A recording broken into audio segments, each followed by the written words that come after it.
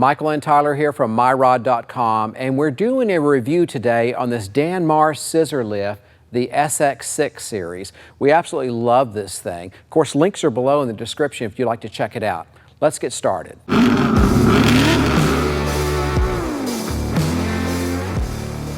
Okay, so before Tyler shows you how we use this system, let me tell you about one super important issue you need to think about on scissor lifts, and that's clearance, ground clearance. Most cars simply will not drive over this system. The system's too high off the ground.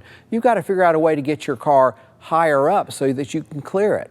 Our workaround was race ramps. We love these race ramps. There's also a link below in the description if you want to check these out.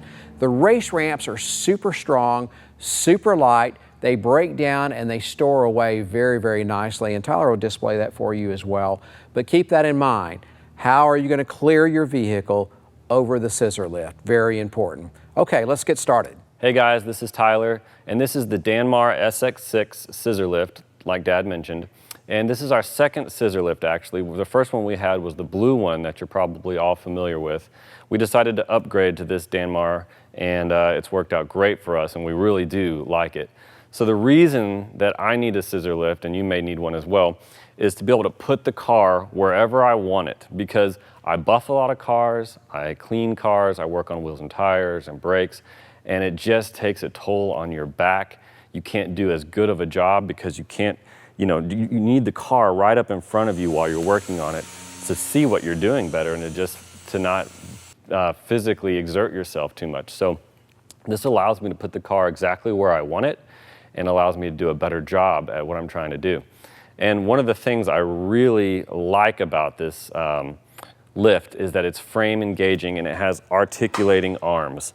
These pads move backwards and forwards, the arm moves this way and that way, and it also slides this way.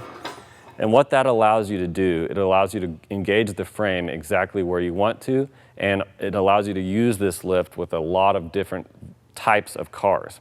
And that's especially important when it comes to these classic cars because you have to lift it at a particular point underneath the car or you will damage the floor and you could damage the frame. So this is the style I recommend, the articulating arms. There are different kinds out there that are just a big ramp or that engage the wheels and tires. That just really wouldn't work for me, and it really limits you in the usage of the lift. So the way we use this, like I said, it's great for polishing and buffing. It's great for wheel and tire work. It's great for putting stripes on. I put GT stripes on the side of Mustangs a lot and other cars. It really allows you to get the car up right in front of you to put the stripe on, as opposed to a 2-post lift or a 4-post lift. You just really can't get to the side of the vehicle as nicely as you can on one of these scissor lifts. It's also great for bumpers, anything that you need to do around the exterior of the car, and this gives you a 360-degree full availability to the outside of the car when you have it up on this lift. So it really works great for us, and I use it every single day. All right, we've put the lift flat on the ground now, and before I roll the car up on here, I just wanted to mention something. If you don't have these race ramps, you need about 6.5 inches of ground clearance. Now with the race ramps, I only need about 1.5 inches maybe of ground clearance in order to use this scissor lift. I can't think of any car that doesn't have 1.5 inches of ground clearance. So in my opinion, you really need these race ramps in order to make this system work. I certainly do.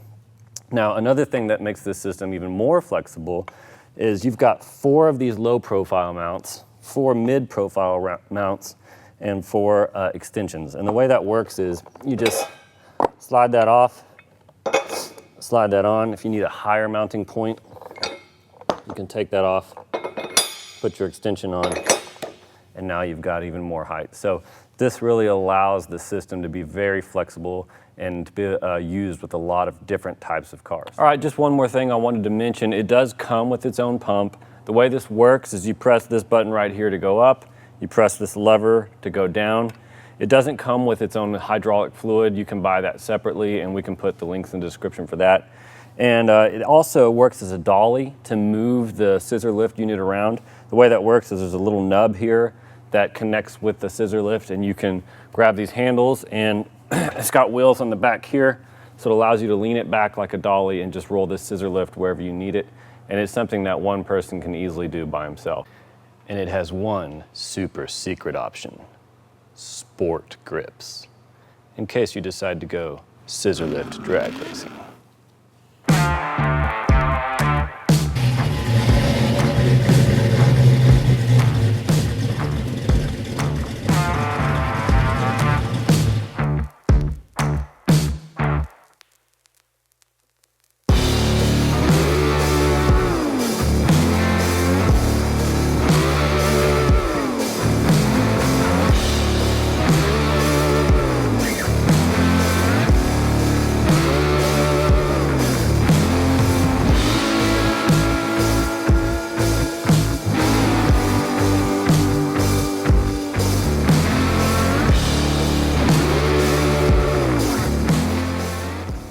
Okay, I hope you guys found that helpful. Remember, we have links in the description below, and we're going to be doing a series of videos that I hope you guys watch. And it's about the top 10 tools you have to have in your shop, and this Dannmar scissor lift is one of those. Okay.